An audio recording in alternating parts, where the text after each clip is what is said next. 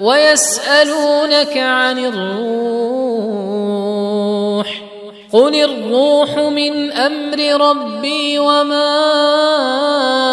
أوتيتم من العلم إلا قليلا ولئن شئنا لنذهبن بالذي أوحينا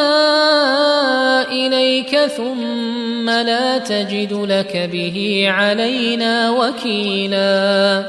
إلا رحمة من ربك إن فضله كان عليك كبيرا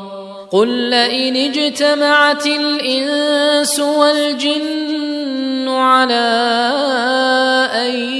يأتوا بمثل هذا القرآن لا يأتون بمثله ولو كان بعضهم لبعض ظهيرا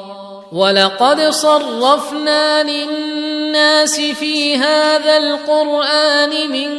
كل مثل فأبى أكثر الناس إلا كفورا وقالوا لن نؤمن لك حتى تفجر لنا من الأرض ينبوعا أو تكون لك جنة من نخيل وعنب فتفجر الأنهار خلالها تفجيرا أو تسقط السماء